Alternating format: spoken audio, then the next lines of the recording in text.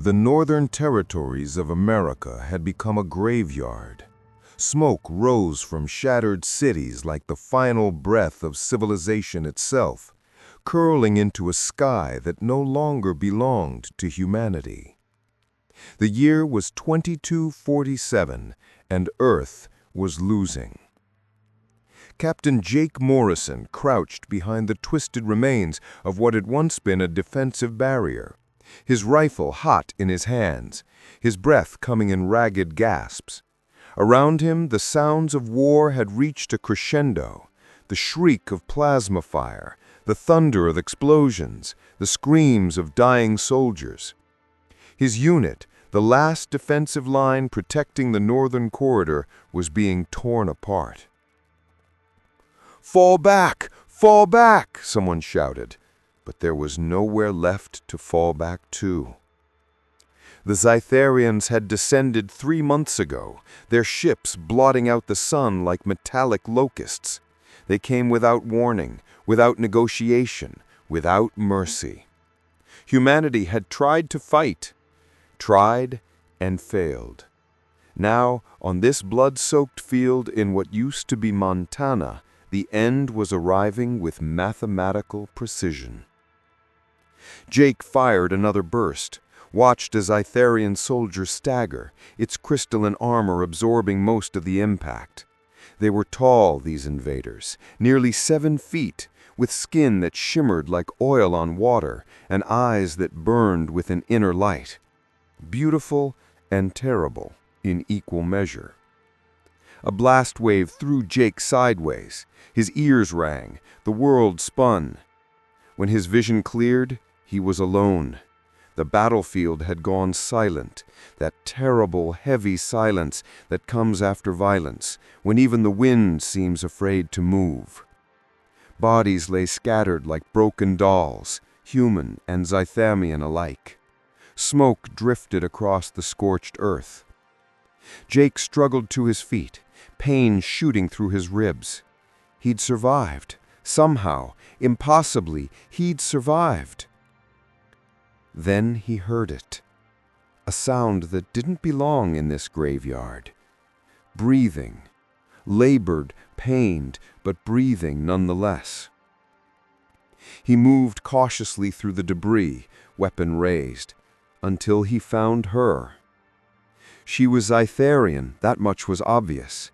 But unlike the soldiers he'd been fighting, she wore armor of deep crimson, marked with symbols he didn't recognize. Command insignia, perhaps. Her helmet had been torn away, revealing features that were distinctly feminine despite their alien cast.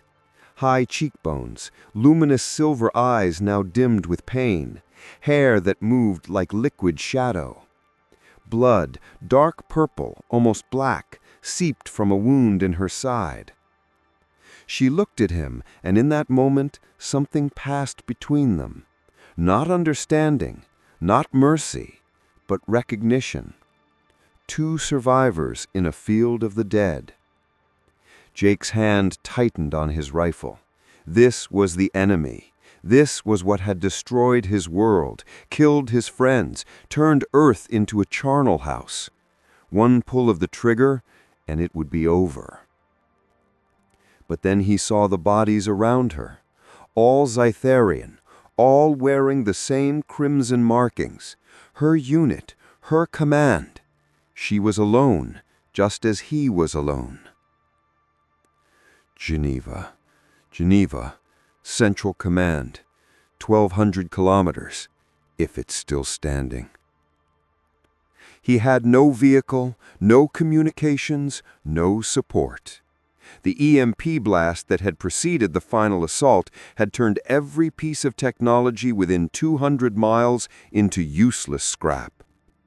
They would have to walk through a war zone, through the ruins of civilization, through whatever hell lay between here and there.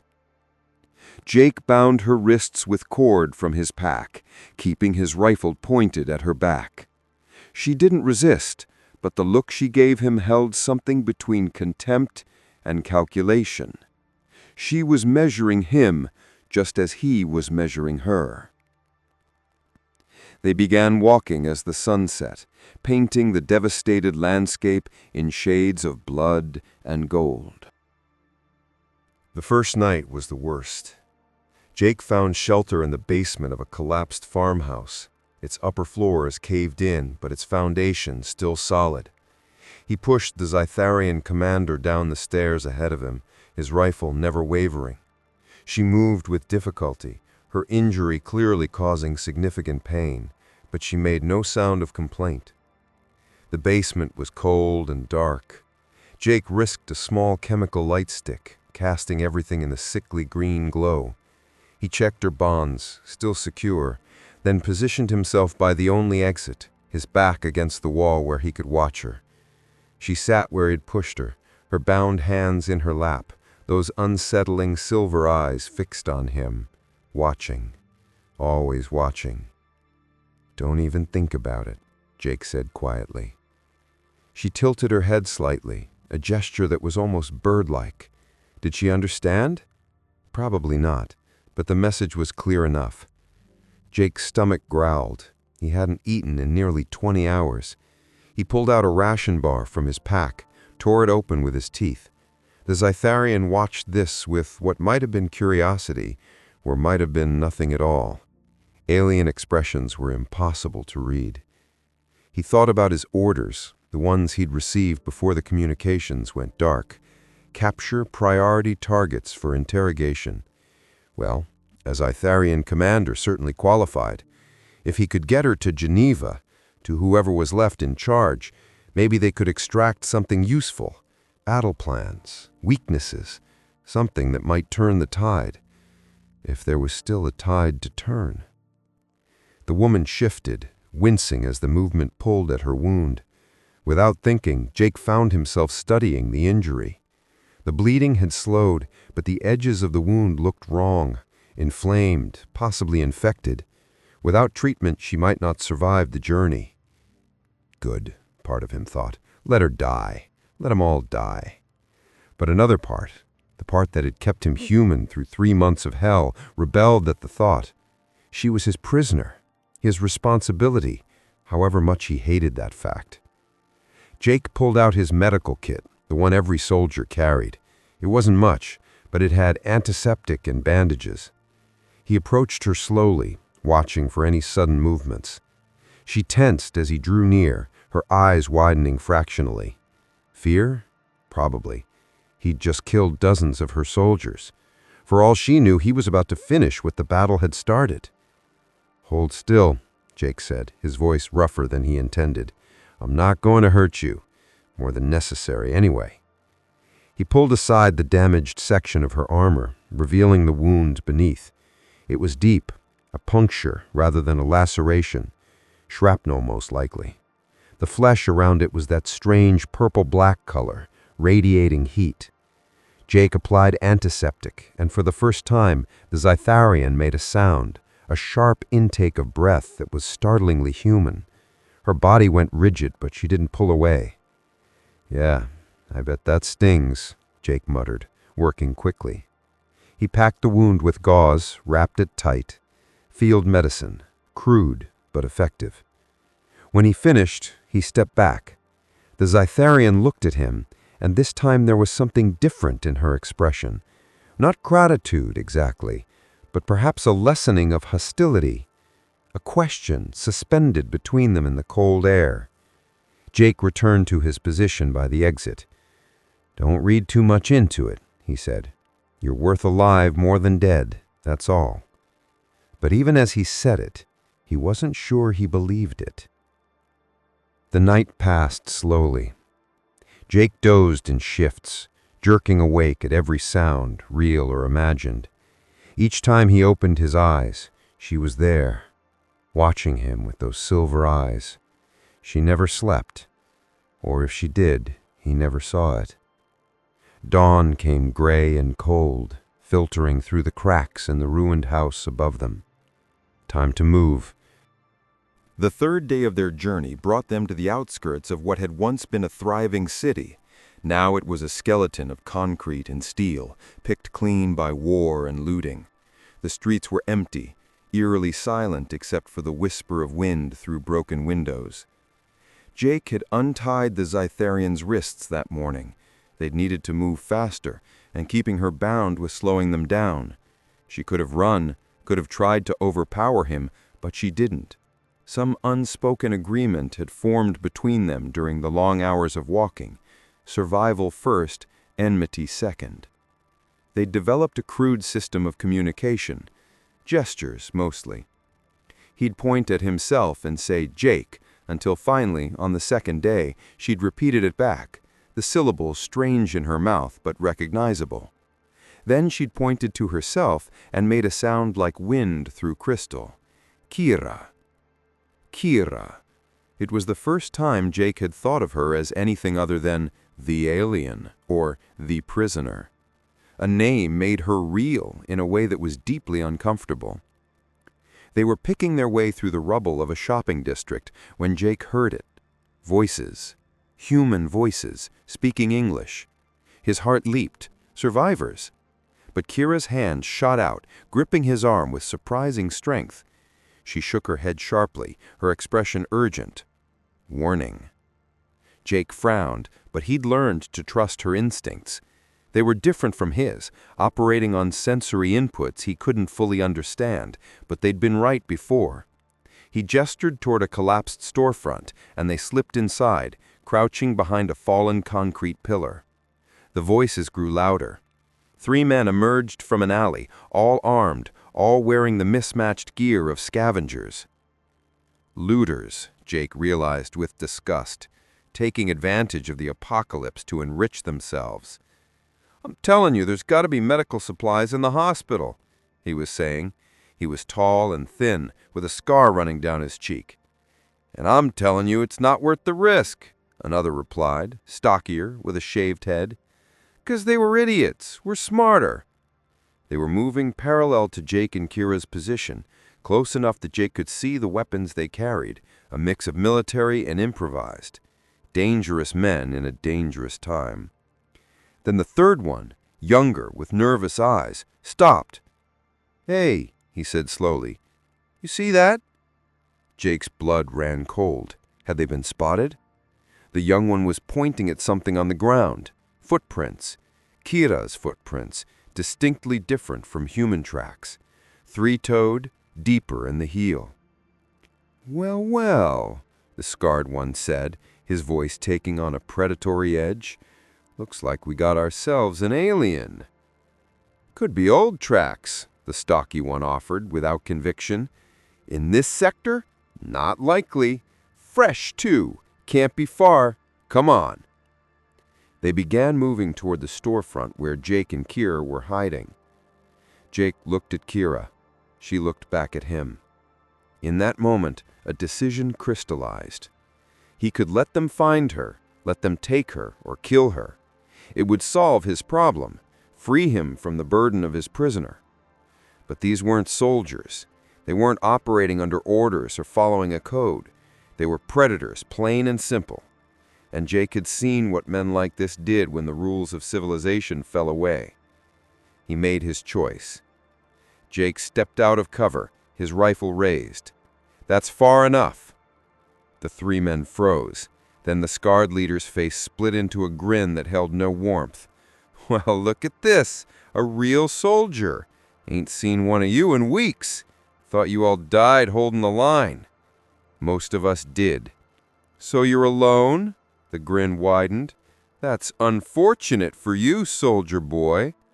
"I'm not alone." As if on cue, Kira emerged from the storefront. The effect was instantaneous. All 3 men raised their weapons, fear and hatred flooding their faces. "You're protecting one of them?"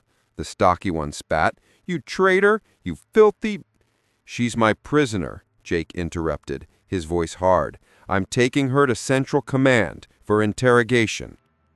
"Central Command's gone," the scarred leader said flatly.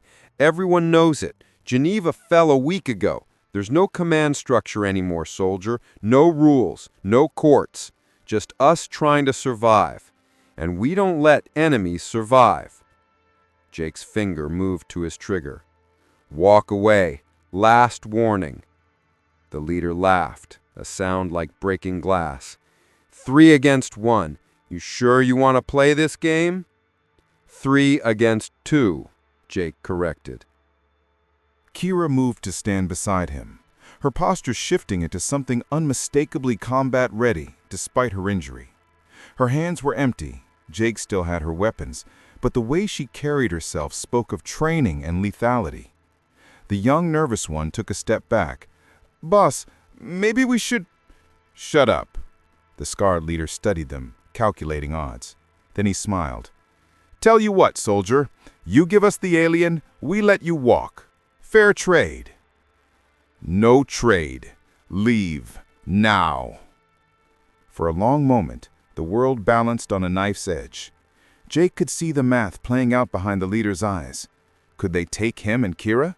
Probably, but someone would die in the attempt. Maybe all of them. The stocky one broke first. "Forget it, Marcus. Not worth it." The leader, Marcus, held Jake's gaze a moment longer, then spat on the ground. "You're on the wrong side of history, soldier. When this is over, we'll remember that." "If you're still alive," Jake replied evenly. They backed away slowly, weapons still raised, then turned and disappeared into the urban maze. Jake didn't lower his rifle until they were completely out of sight. His heart was hammering, adrenaline making his hands shake slightly. They'd been lucky. If it had gone the other way...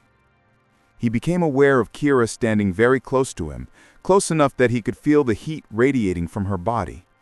She was looking at him with an expression he couldn't quite decipher. Then she did something unexpected. She placed her hand over her heart, or where a human heart would be, and nodded once. A gesture of respect? Gratitude? "Don't mention it," Jake muttered, uncomfortable with the intensity of her gaze.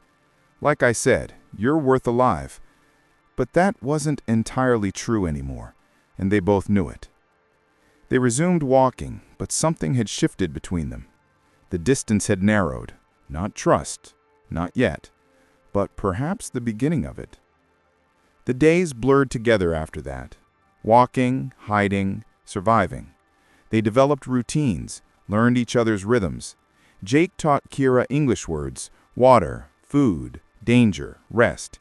And she taught him words in her language, sounds that seemed to resonate in his chest cavity rather than his ears. He learned that she wasn't just any commander. The symbols on her armor marked her as Kira Zal'thara, a high-ranking leader in the Zal'tharan fleet. She'd been leading the assault on the northern territories when everything went wrong. They learned to forage together.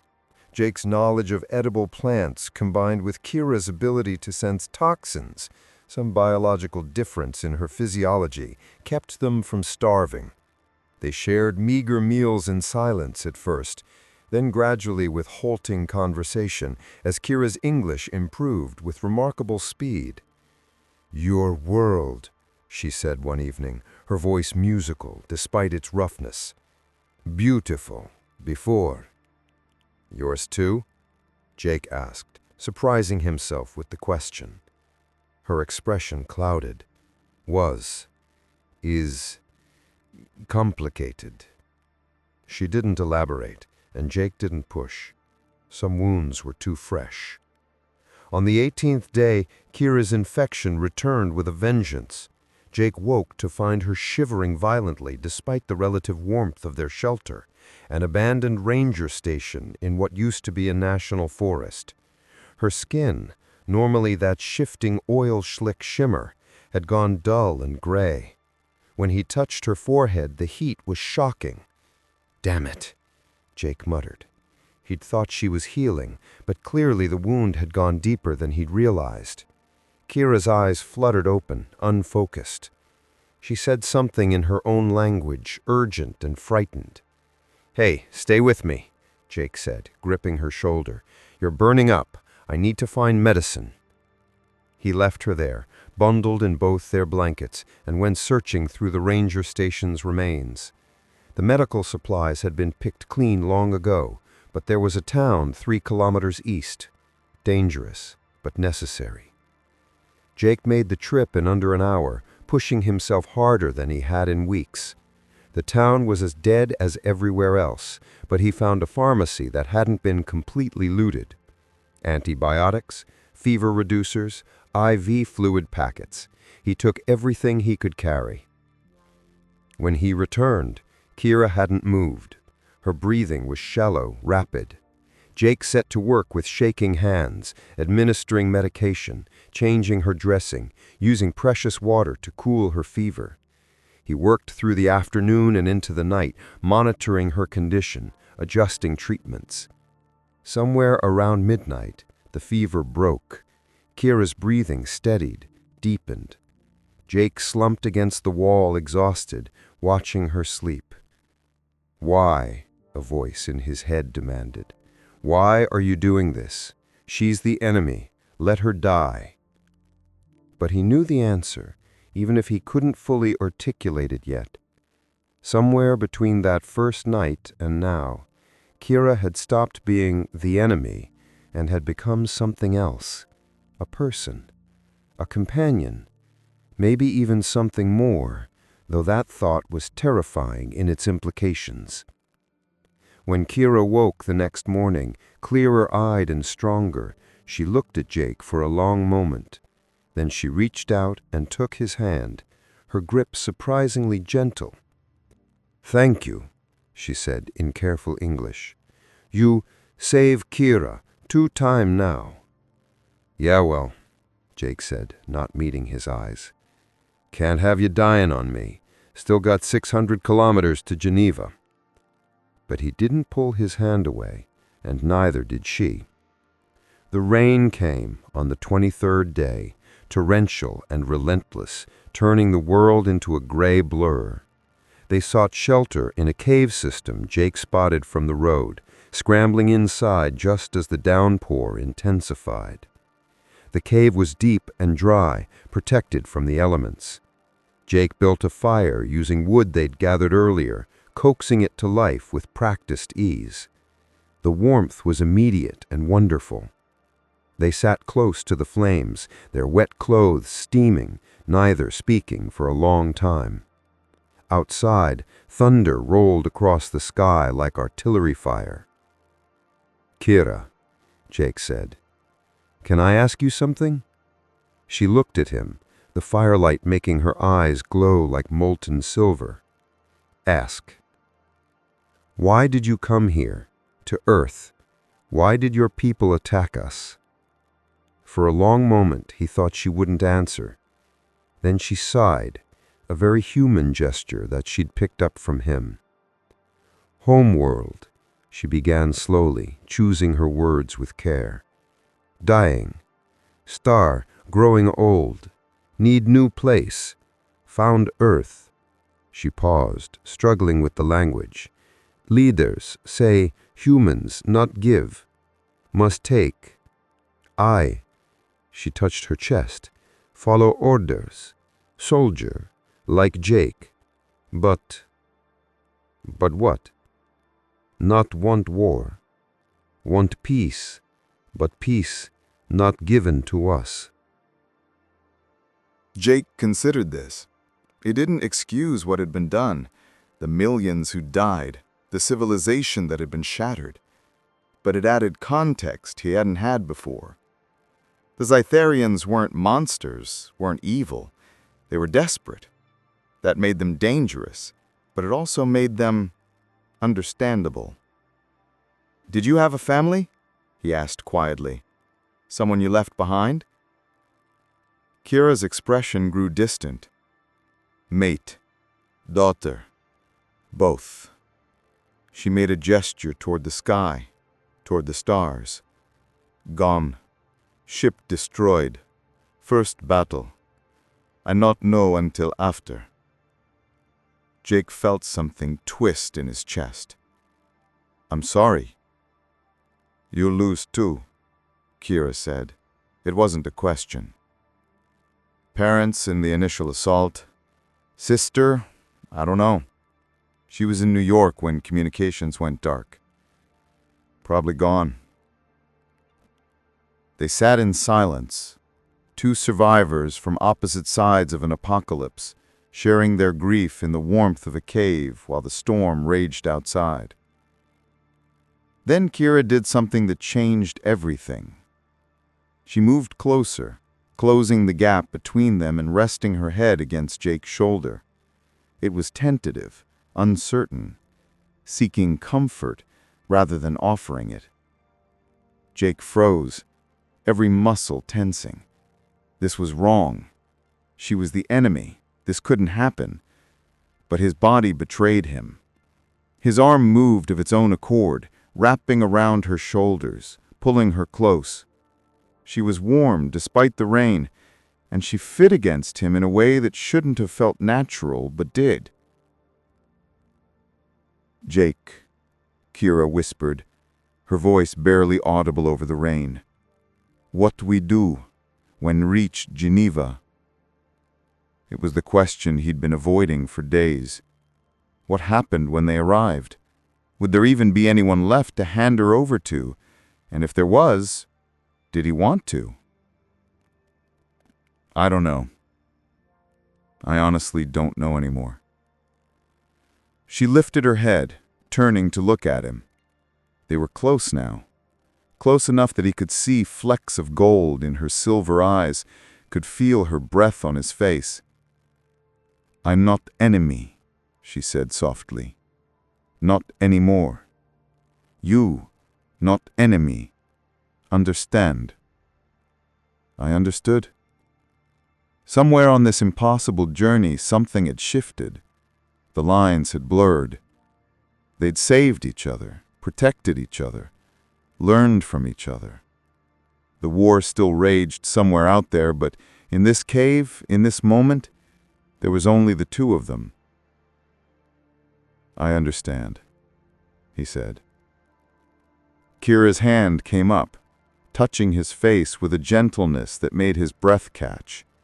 Her fingers were longer than human fingers, her touch alien and familiar all at once. "New word," she said, and there was something in her expression that made Jake's heart race. "Learn today in old book, found in town." She paused, then spoke carefully. "Love." Jake's world tilted. "Kira. Mean, deep caring, willing to sacrifice, put other before self?" She searched his face. "Is right word?" "Yeah. That's the right word." "Then maybe, I think, maybe." She struggled with the concept, with the vulnerability it required. "Maybe I love Jake, little bit, growing?" He should have said no, should have pulled away, maintained the distance, remembered who they were and what they represented. But he didn't. Instead, he cupped her face in his hands and kissed her. It was tentative at first, strange and new. Her lips were cooler than human lips, her taste faintly metallic. But there was warmth under the surface, and when she kissed him back, it felt like the most natural thing in the world. When they finally pulled apart, both breathing hard, Jake rested his forehead against hers. "This is insane," he muttered. "Yes," Kira agreed.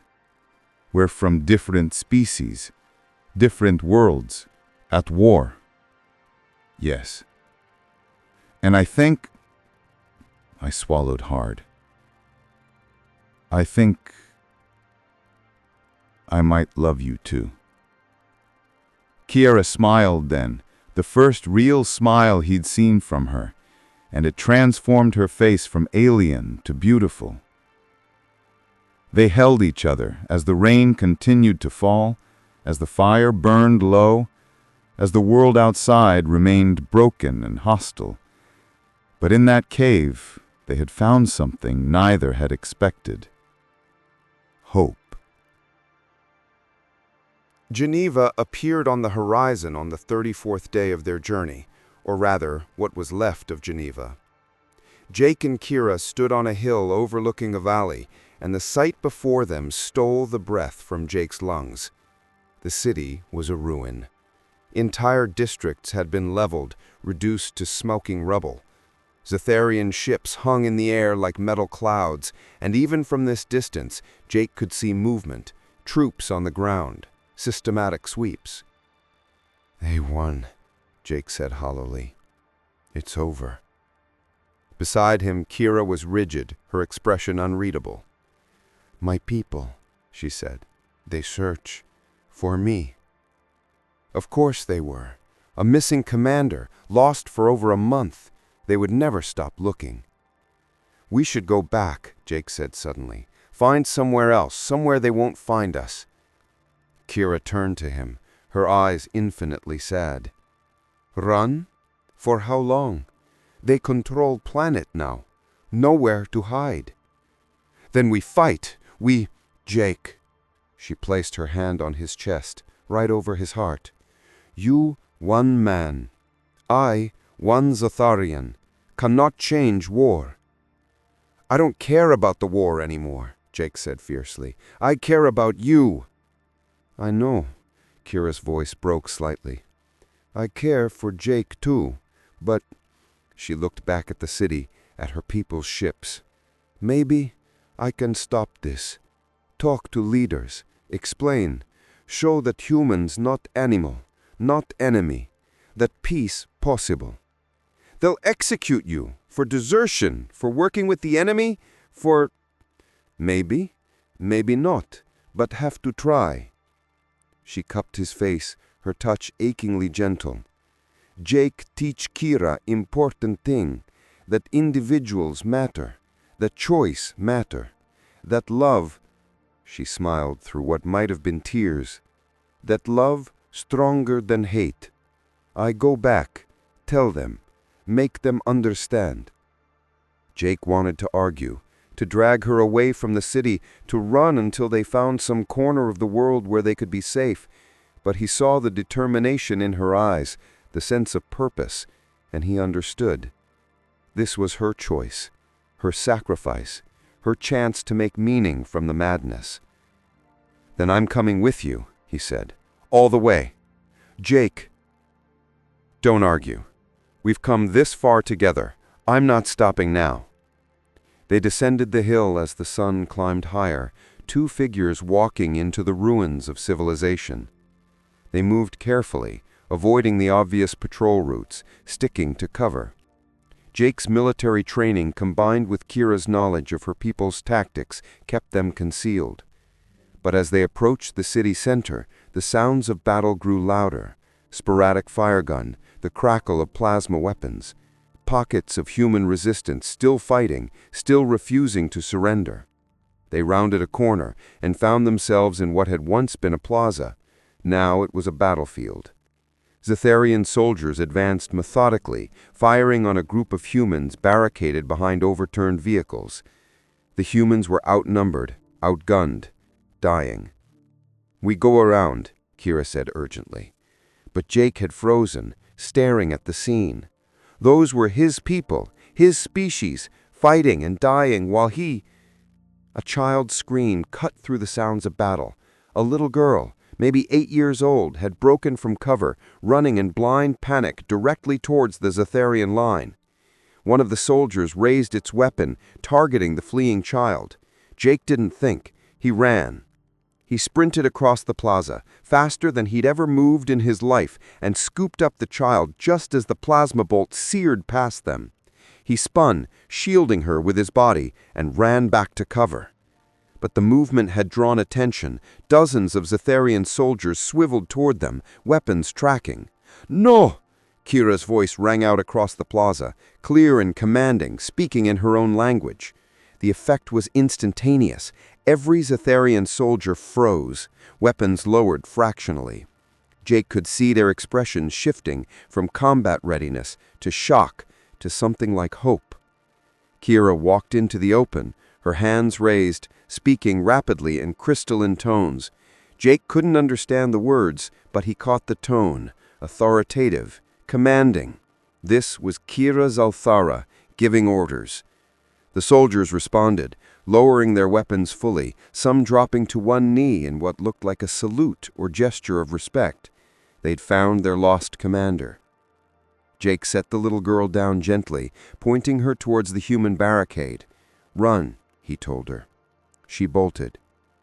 Then Jake walked out to stand beside Kira. All eyes turned to him, Zal'tharian and human alike. He could see the confusion, the questions, the hostility from his own people who saw him standing with the enemy. Kira took his hand, lacing her fingers through his, a statement, clear and unmistakable. She spoke again, and though Jake couldn't understand the words, he felt their weight. She was telling them something important, something that challenged everything they believed. Then chaos erupted. From the human barricade, a single shot rang out. A sniper, probably, one who saw only a traitor standing with the alien commander. The bullet took Jake high in the chest, spinning him around. He heard Kira scream, a sound of pure anguish that transcended language. Felt himself falling. The ground rushed up to meet him. Kira was there instantly, catching him, lowering him down with impossible gentleness. Her hands pressed against the wound, trying to staunch the bleeding. But Jake could feel the hot wetness spreading across his chest. Bad. This was bad. "Stop!" Kira's voice thundered across the plaza, speaking English now, her accent thick, but the words clear. "All of you, stop!" The shooting ceased. Human and Zal'tharian alike stood frozen, watching. Kira looked down at Jake, her face twisted with grief. "No, no, no, no! Jake, stay! Please stay!" "Kira," Jake managed, blood on his lips. "It's okay. You can still fix this. Make peace. Show them she was someone he should trust." "Not without you. Need you. Love you." Jake raised a shaking hand to her face, wiping away the tears that fell from her silver eyes. He'd never seen a Zal'tharian cry before. Maybe no human had. "Love you too," he whispered. "Always will. But you have to finish this. Promise me." "Jake, promise." She nodded, tears falling faster. "Promise. I promise." Good. His vision was dimming, the world fading at the edges. "Tell them, tell both sides. We could have been friends if we'd tried." "We were friends," Kira said fiercely. "We were love." "Yeah, we were." The world was fading now, Kira's face becoming indistinct, but he could still feel her hand holding his, warm and solid and real. His last thought was this: maybe it wasn't all for nothing. Maybe what they'd found together in those 34 days of surviving and learning and growing, maybe that was enough to show both species that another way was possible. Maybe love could echo longer than war. Jake Morrison closed his eyes and felt the world slip away. Above him, Kira Zal'thara held the body of the human she loved and made a decision that would reshape two civilizations. She stood slowly, cradling Jake's body, and turned to face both armies. When she spoke, her voice carried across the silent battlefield, speaking first in her language, then in his. "This war ends now. No more death. No more hatred. This human," her voice broke, "this human showed Kira that we are not so different. We bleed, we love, we die. Enough. Please. Enough. She raised her face to the sky, to the ships above, to whatever leaders listened. I am Kira Zal'thara, commander of the Northern Fleet, and I order ceasefire, immediate, complete, or I will stand against my own people. In the silence that followed, the world held its breath. Then one by one, weapons lowered, human and Zal'tharian alike. The war wasn't over. It would take time, negotiations, painful compromises. But in that plaza, watching an alien warrior cradle a human soldier and weep, something fundamental shifted. Jake Morrison had been right. They could have been friends. And because of what he and Kira had found together, maybe, just maybe, they still could be.